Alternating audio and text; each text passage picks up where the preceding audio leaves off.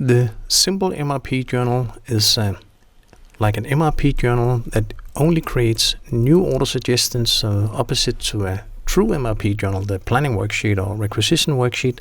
The Simple MRP journal would only suggest new supplies. It has a lot of complexity and a lot of flexibility, opposite to the true MRP planning journals, but it's also much more complex than the what we call the direct replenishment, where you can do all the planning manually. So in the Simple MRP, you can calculate Simple MRP. We have made a lot of templates with different logic in it. The most common one, or not common one, the most simple one is the first one, find critical items. And actually, if I just run it now, it will find all items with an end inventory below 0 on whatever your location you have selected, and it would suggest to fill up until 0 because that's a template I set up. So it didn't do that. I'll have to suggest quantity to order here. So this actually explains me that we lack 5 of this one and 3 of this one and so on. This is a very simple calculation in here.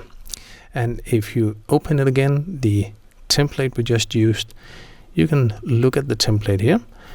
If you enter the template card, we will run through that in detailed videos, because this is all the complexity. Once you understand all the fields in the reverse template card, you're an expert. Here it says where do you want to calculate from and to, which demands and supplies to include. And in our example just before, we said we like to trigger on inventory level 0, opposite to safety stock or reorder point. We would like to trigger on end inventory, meaning we don't care that it gets below 0 within the period, because that's only a matter of moving dates around. We have other tools for that. But often when you have a positive end inventory, you don't want it to show up as very critical. And likewise, we have many different check marks in here. Calculate per location. We can calculate with locations together, with variants together. And there's so much functionality in here. Very much complexity, and the template does it out of the box, but you can make many templates of your own with an infinite amount of functionality. For instance, the run for all LLC code will run per one location code at a time and break down the hierarchy and automatically suggest quantity to order and automatically carry out. So if we look at that template, for instance, critical items in all levels in like this one, we're still triggering on 0. We still trigger on end inventory, so it's still for critical items, but we have a check mark in run for all LLC code. We want to suggest quantity to order based on a template we set up over here.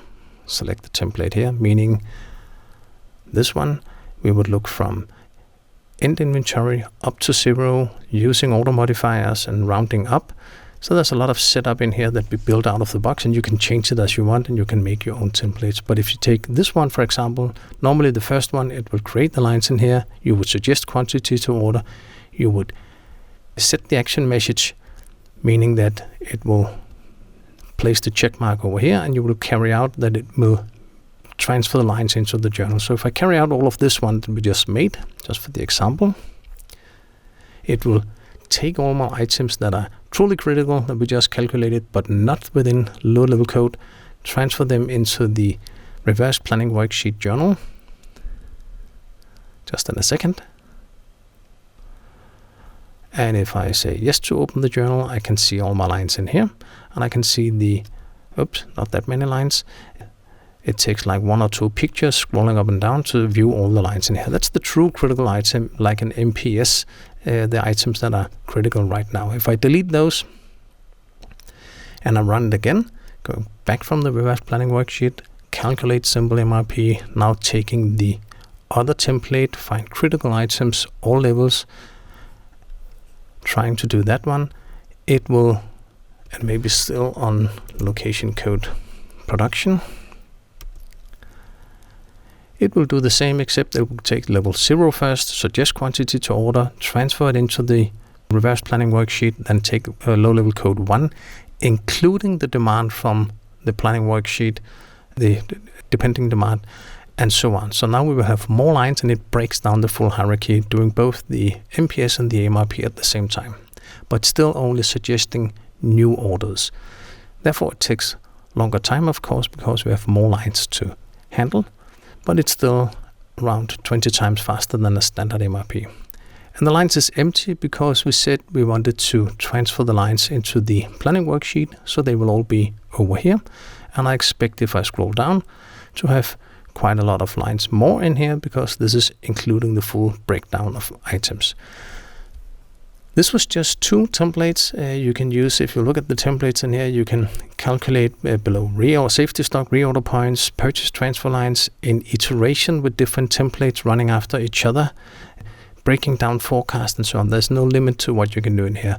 A good planner, you might want to have hundreds of templates in here used for different times of year and different purposes. But that's the idea. And normally the Simple MRP is used for that.